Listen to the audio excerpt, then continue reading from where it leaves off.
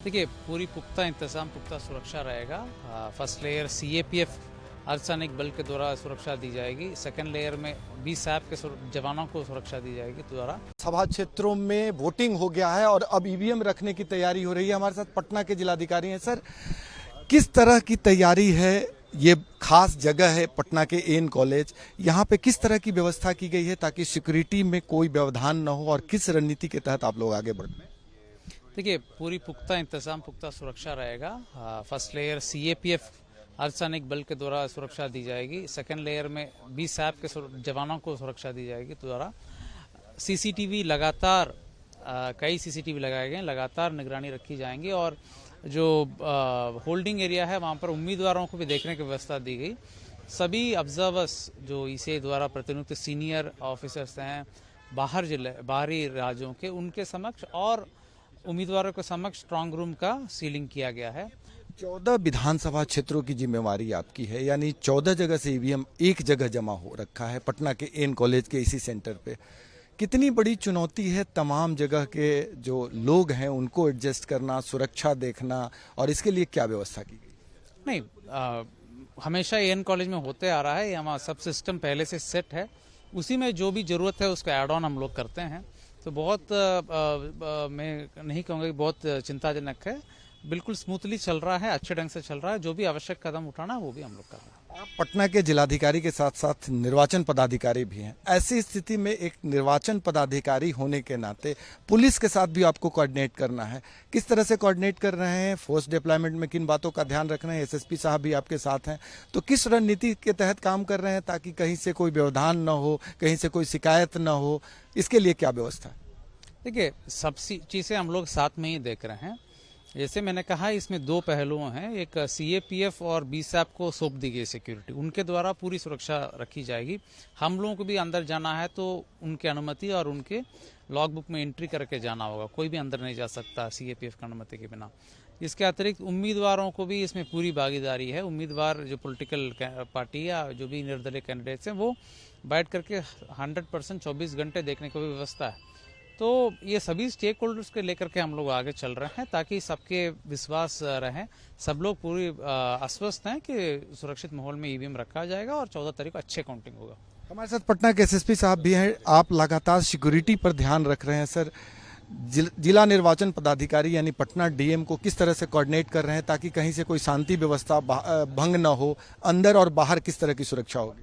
जैसे आप लोगों को डीएम सर ने बताया कि इसमें जो सुरक्षा घेरा है, विभिन्न सुरक्षा घेरों में ईवीएम को रखा गया है और इसमें विभिन्न तरह के बलों की प्रतिनियुक्ति की गई है। मजिस्ट्रेट को भी लगाया गया है। और जैसे आप लोग अवगत हैं कि हम लोग भी जब जाते हैं इसको इंस्पेक्शन करने के लिए तो हम लोग भी सीएपीएफ की अनुमति से ही जाते हैं। सारे लॉगबुक वगैरह एंट्री रहता है, कैमरा वगैरह लगे हुए हैं।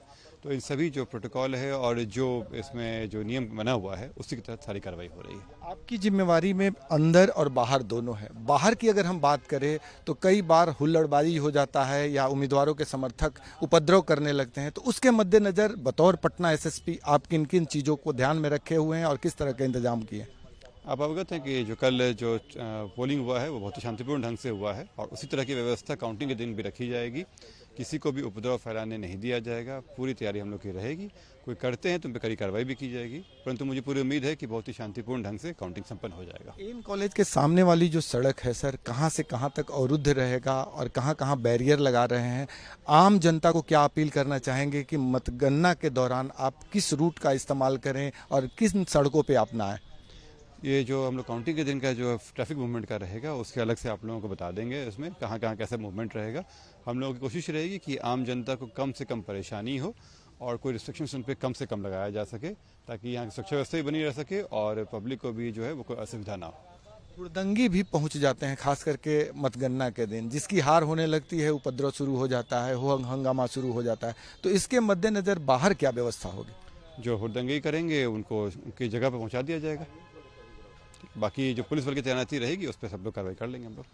पटना के जिलाधिकारी डॉक्टर त्यागराजन और पटना के एसएसपी कार्तिकेय शर्मा ने साफ साफ कहा कि पटना जिले के 14 विधानसभा क्षेत्रों की जो काउंटिंग स्थल है, हम एक बार थोड़ा सा काउंटिंग स्थल तस्वीरों में दिखा देते हैं। ये पटना के एन कॉलेज स्थित काउंटिंग सेंटर है और यहीं पे बाढ़, मोकामा, बख्तियारपुर, विक्रम, मसौढ़ी, पालीगंज, मनेर, दानापुर, फुलवारी, फतुहा, बांकीपुर, पटना साहिब, कुम्हरार और दीघा, इन तमाम विधानसभा क्षेत्रों का काउंटिंग होना है। हाई सिक्योरिटी जोन है, चारों तरफ सीसीटीवी कैमरे लगा दिए गए हैं, 3 लेयर में सिक्योरिटी होगा और सीसीटीवी प्रॉपर तरीके से मॉनिटर किया करेगा।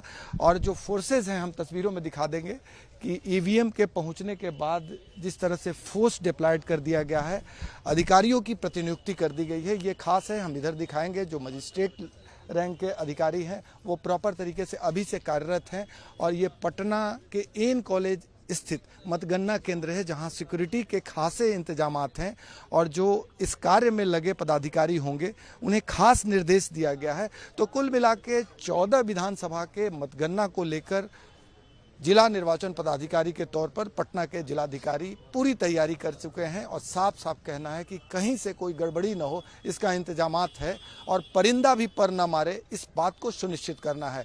सहयोगी कैमरामैन राकेश के साथ भारत एक्सप्रेस के लिए पटना से आशुतोष कुमार।